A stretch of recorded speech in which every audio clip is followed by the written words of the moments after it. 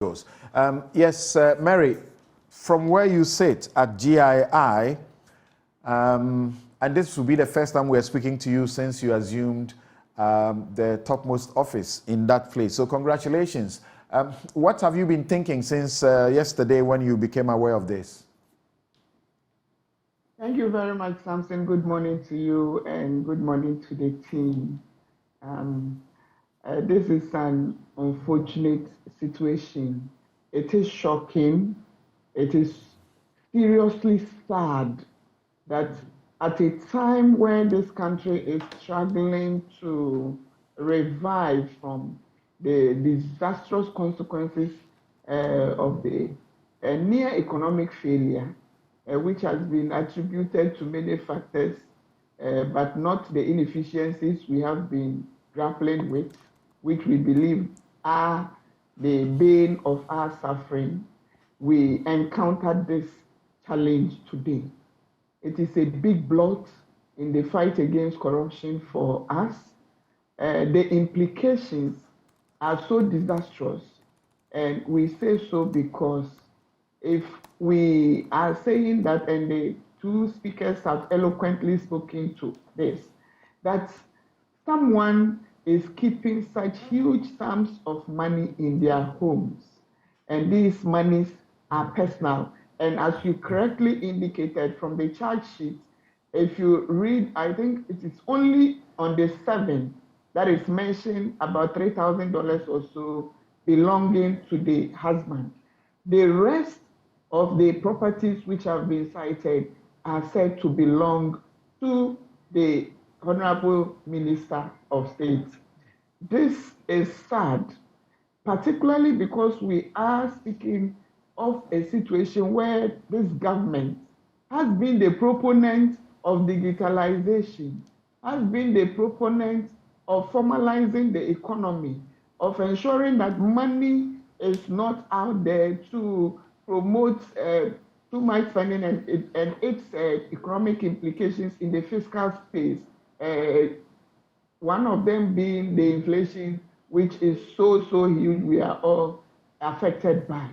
And so for me, to think that one human being could keep such money in the house, then where is this drive towards the digitization we are talking about?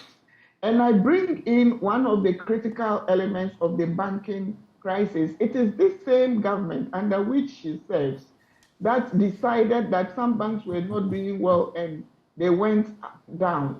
So it is this same government which has embarked on a DDE which is discouraging Ghanaians from banking or putting their monies into investment.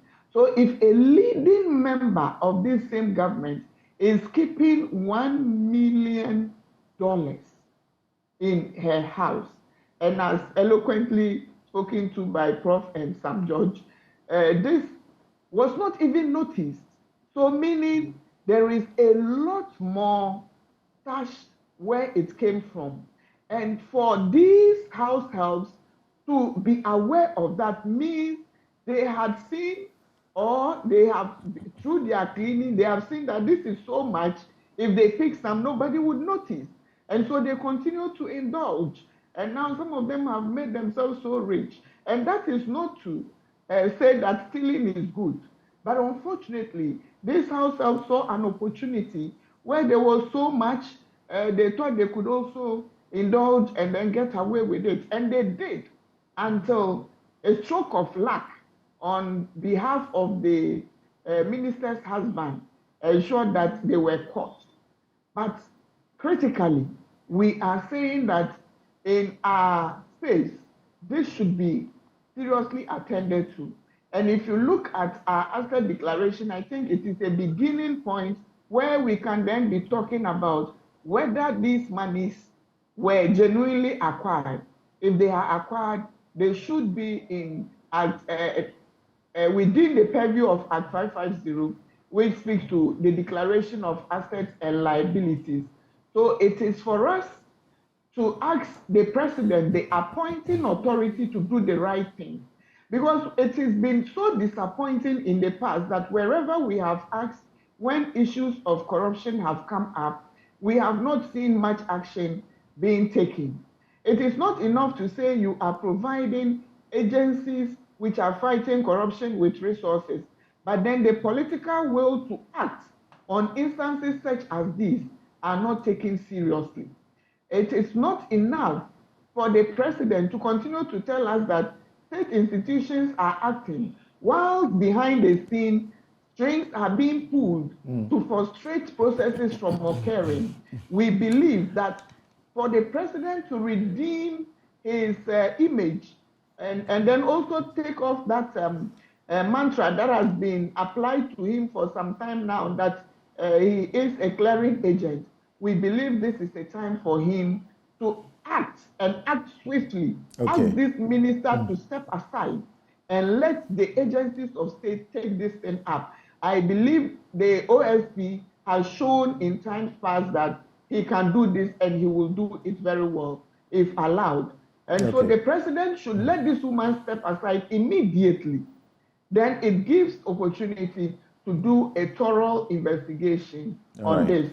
If she is not sacked, let her be interdicted. I say if she's not sacked because she took this issue to court. And so perhaps she would also be countering. You are lawyers, she would say that if it was stolen wealth, she may not have gone to court to seek that justice is done for her.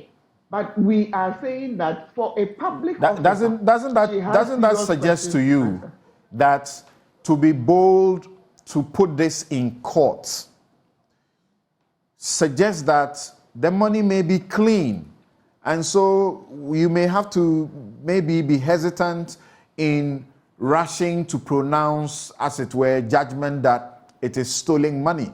Of course, it is stolen money to the extent that those who have been put in court stole it.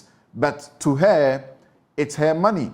And I was saying that, don't you think that we may be a bit running ahead of ourselves, because we know that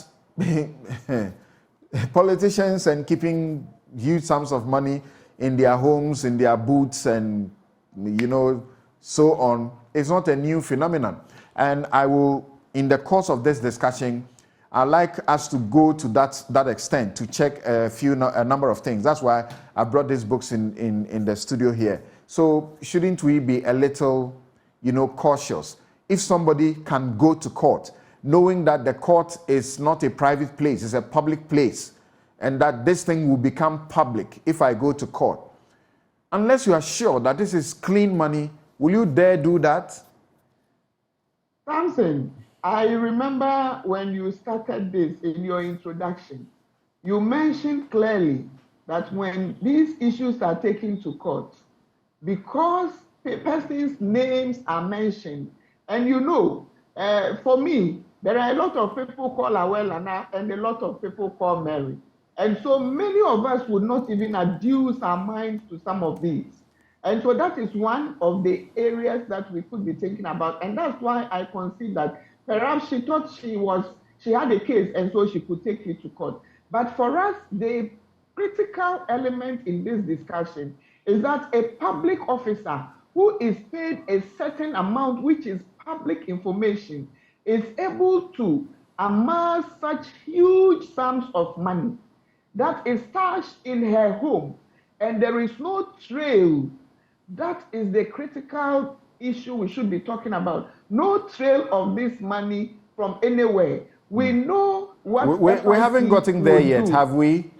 Exactly. There is no, how can anybody? I remember there was a time somebody sent some money through a family, and this was also frozen until it was proven, and that was just $10,000 because the person had not seen such money, small money. So for 300,000 euros and then 1 million, and we continue to say that it is not just 1 million, because if the 1 million is taken away and it's not, people do not notice it, it means it is so huge that the person maybe. So you hold on there. I'll return to you. But when you're looking at scenarios, you could look at two ways. Like you have just said, and some judge said earlier, it is possible that this was some sort of, I don't know what it would have been in, what they would have been putting the money in. It could be that they were dumping the money in there, or she was dumping money in there all the time, so she doesn't get to check to know how much exactly, is being taken out. It is also possible that that figure put aside, and because some of it has been stolen, then she gets to know that the exact amount I put there for a certain purpose later has been stolen.